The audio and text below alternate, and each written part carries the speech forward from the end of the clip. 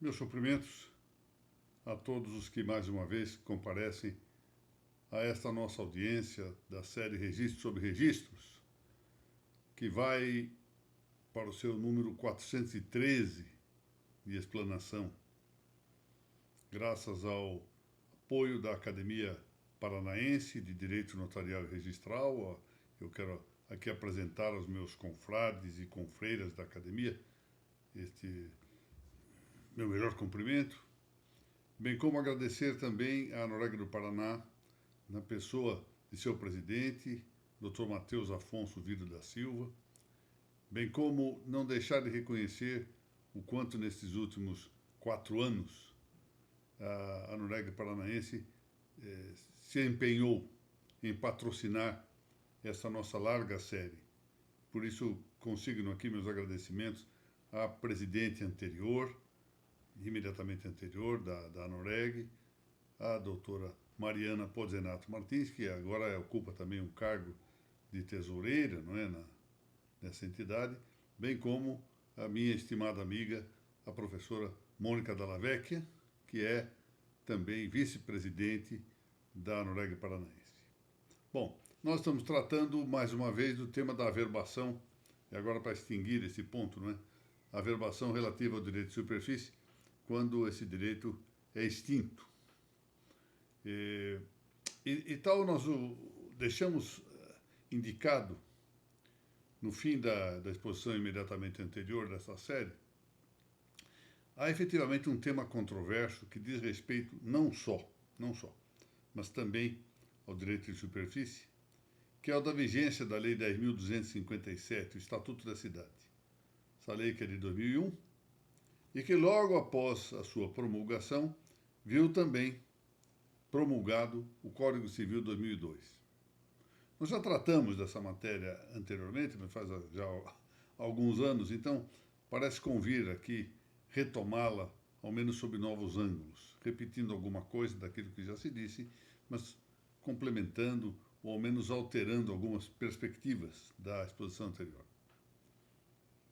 Com efeito, esse Código Civil de 2002 tratou do direito de superfície, que ele arrola entre os direitos reais, na série do artigo 1225, e o inciso 2º desse artigo tem ali indicada a realidade da natureza, ou seja, a natureza real do direito de superfície.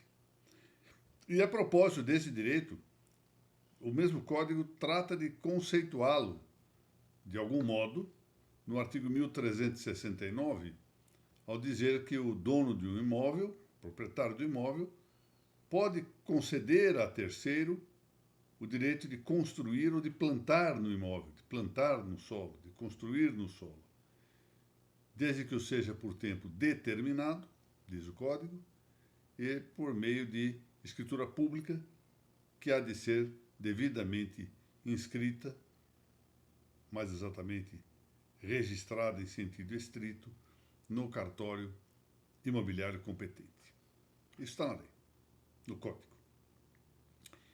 Esse mesmo Código, para mostrar, aqui mostrarmos que ele realmente trata do direito de superfície, não apenas o conceitua e faz aqui e ali uma ou outra referência, vai adiante e disciplina a autorização, no caso do direito de superfície, das obras no subsolo. E reafirma a possibilidade também de esse direito ser oneroso ou gratuito, admitindo ainda a possibilidade de parcelamento do preço na superfície onerosa e reiterando quer a suscetibilidade do direito de superfície transferir-se a terceiro, quer a preferência tanto do titular do domínio do terreno quanto do titular da superfície, nas hipóteses de alienação.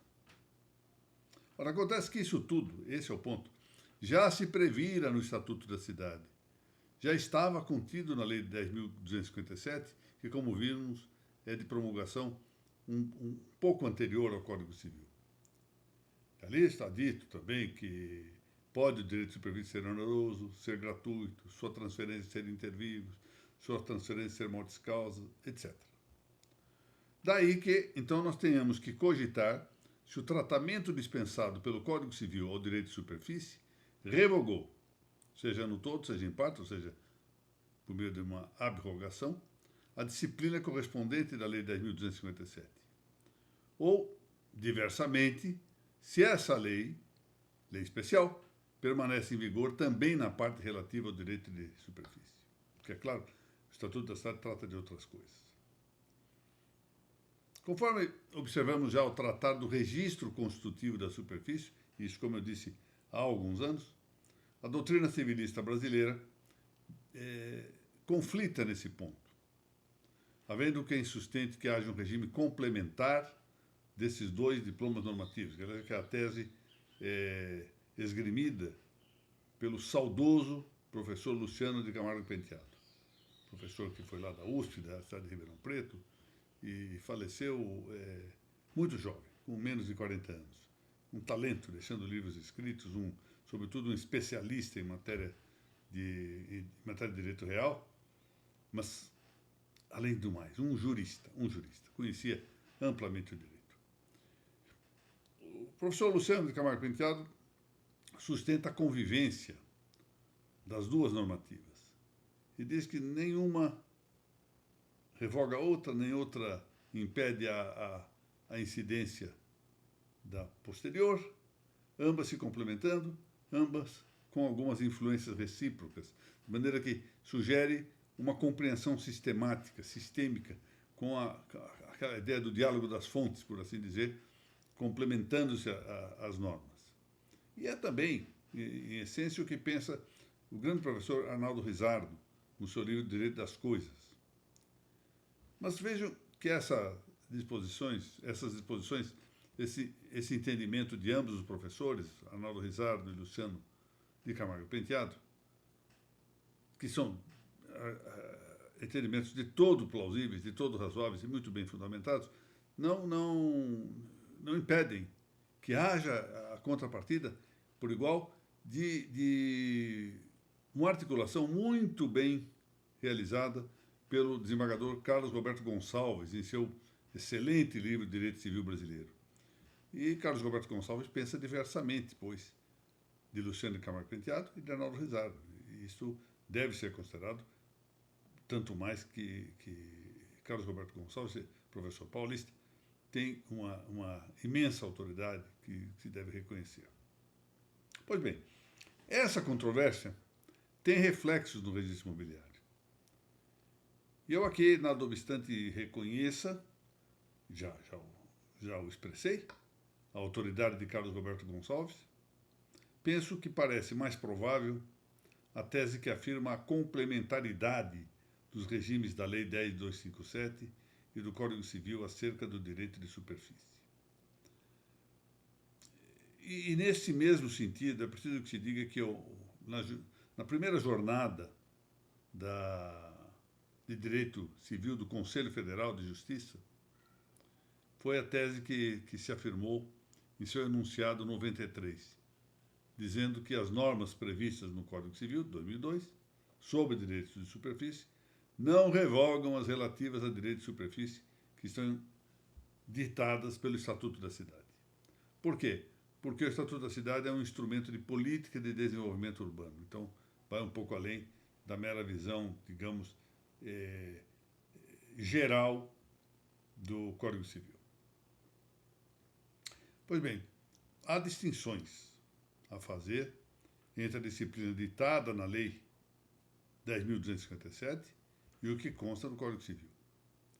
Assim, o direito de superfície da Lei 10.257, Estatuto da Cidade, concerne a imóvel urbano, ao passo em que o previsto no Código Civil não diz respeito só ao urbano, senão que se estende ao solo rural. Isso é uma importante consideração. Além disso, conforme o Código, o direito de superfície terá sempre tempo determinado, artigo 1369, ao passo que, segundo a Lei 10.257, por seu artigo 21, esse direito pode constituir-se por tempo determinado ou indeterminado. Pelo Código, o direito de superfície não abrange, salvo se houver disposição contratual em contrário, o direito de o superficiário utilizar o solo. Isso não está proibido no Estatuto da Cidade. Daí que tanto se considere vigente a Lei 10.257, quanto às normas relativas ao direito de superfície, não importa já que esse direito se constitua por tempo determinado ou indeterminado. Isso é importante porque o registrador vai receber um título e pode dar-se exatamente isto, e aí ele terá de adotar o entendimento num sentido ou no outro, ou seja, que prevaleça o Código Civil, que se prevalece em contrário à Lei 10.257. A meu ver, há algo que parece fortalecer, sem com isso afastar, volto a dizer, a plausibilidade do entendimento contrário. Algo, a meu ver, que parece robustecer a tese de convivência dos dois tipos de superfície. É que o Estatuto da Cidade trata apenas da hipótese do direito de superfície relativo à pessoa jurídica de direito público interno. Ao passo em que o Código Civil, embora também se aplique a essa hipótese de superfície constituída por pessoa pública, refere-se ainda a imóveis particulares e faz ressalva expressa à disciplina de lei especial. Ou seja, é o próprio Código Civil que resguarda, que ressalva a disciplina constante de lei especial. Isso está no artigo 1377. Ao dizer que o direito de superfície, constituído por pessoa jurídica de direito público interno, que é aquilo a que se refere ao Estatuto da Cidade, rege-se por este Código. E aí diz, o mesmo artigo 1377, no que não for diversamente disciplinado em lei especial. Portanto, é o próprio Código Civil quem faz a ressalva da lei especial aplicável aqui ao direito de superfície referente às pessoas jurídicas de direito público interno. Como o deixamos dito noutra parte, adotando-se o critério conciliador das duas normativas, saber qual lei aplicar resulta, então, num primeiro momento, das pessoas que intervêm na relação de superfície. Se são apenas particulares, aplica-se o Código Civil. Então, o registrador recebe um título, verifica se são apenas particulares que estão criando aqui o direito de superfície, constituindo um contrato de superfície, ou seja, o proprietário reconhecendo o direito de terceiro de plantar ou de construir em seu imóvel. Bom, aplica-se o Código Civil. Se a pessoa jurídica é de direito público interno, aplica-se o Estatuto da Cidade. E num segundo momento, se o imóvel for rural, sempre há de incidir o Código Civil, não importa quem participe do contrato, porque o Estatuto da Cidade se restringe aos imóveis urbanos. Pronto. E aí está resolvido pelos critérios adequados à incidência de uma ou de outra normativa. Bom, observemos em continuidade que a Lei de Registros Públicos prevê que se registre, em sentido estrito, a constituição do direito de superfície de imóvel urbano. Isso já vimos. Está no item 39 do inciso 1º do artigo 167 da Lei 6.015. Por sua vez, o Código Civil admite o direito de superfície sobre imóvel rural. E, sem embargo, aqui da escassez de julgados acerca do tema, eu quero observar aqui que na tutela provisória numa ação civil originária, de número 3.134, que foi julgada no Supremo lá em meados do ano de 2018, havia já uma referência ao direito de superfície sobre áreas destinadas à regularização fundiária urbana e rural. Portanto, não parece haver dúvida de que caiba, como o Código Civil indica, a superfície relativa a imóvel rural e que pode aplicar-se à regularização fundiária também a esse respeito. Por sua vez, o artigo 1369 do Código Civil, que nós já tivemos ocasião de ver, diz que, vamos repetir aqui mais ou menos a ideia, o dono do imóvel pode ceder a outrem, terceiro, o direito de edificar, de construir ou de plantar no solo, desde que o faça mediante escritura pública, devidamente registrada no ofício imobiliário. E diz o Código Civil que haverá de ser por tempo determinado. Já vemos isso quando se tratar de contratos entre particulares. Bom, tenha-se em conta aqui que não se distingue no texto do Código Civil a natureza urbana ou rural do imóvel. Mas, porque a discussão aqui é saber se será possível registrar a superfície relativa a imóvel rural no cartório de registro de imóveis. Ora, tratando-se aqui de um instituto que tem caráter, ou seja, natureza real, ou seja, é um direito real, de acordo até com a previsão do inciso 2º do artigo 1225 do Código Civil, deve aplicar-se o artigo 1227 do mesmo Código, que diz que os direitos reais sobre imóveis só se adquirem com o registro no ofício imobiliário, salvo os casos expressos no Código e, claro, tratando-se de constituição de direito real ou transmissão por ato entre vivos. Assim, nada obstante, a Lei 6.015 apenas referir-se ao registro estrito sensu do título constitutivo do direito de superfície sobre o imóvel urbano, deve admitir-se também registrável em sentido estrito a causa jurídica que tenha virtualidade, que tenha potencialidade para constituir-se o direito real de superfície de imóvel rural, que se não se registrar, não haverá possibilidade de que a superfície relativa a imóvel rural adquira o status de direito real. Portanto, é, a meu ver, registrável. E sendo registrável, é também, de conseguinte, objeto de possível averbação referente a seu cancelamento, a sua extinção. Mas, e quanto a essa extinção, relativa ao direito de superfície, isso já se referiu, e aqui para concluir, a Lei 10.257 indicou o averbamento no registro de imóveis. O parágrafo 2º do artigo 24 do Estatuto da Cidade dispôs a respeito do assunto no inciso 2º, no artigo 57, remetendo ao inciso 2º do artigo 167 da Lei 6.015. Ali indicando o item número 20 para esse inciso. E com isso, penso que nós revolvemos aqui a matéria que importava acerca do direito de superfície,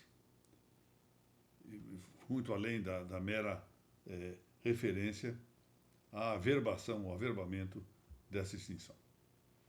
Eu quero, ao final dessa minha explanação, agradecer mais uma vez aos confrades e confreiras da Academia Paranaense de Direito Notarial e Registral, cumprimentar o Dr. Matheus Afonso Vidro da Silva, presidente da Noreg do Paraná, bem como as anteriores presidentes, professora Mariana Pozenato Martins, professora Mônica Maria Guimarães de Macedo Della Vecchia, e igualmente estender os meus cumprimentos, não só àqueles que assistiram a esta explanação neste dia 11 de abril de 2025, mas também aqueles que a venham a ocorrer posteriormente. Sempre a gente que vai dias depois, ou semanas depois, ou até meses depois. Outro dia soube eu que uma pessoa de uma universidade aqui de São Paulo estava vendo aulas lá de 2, 3 anos atrás,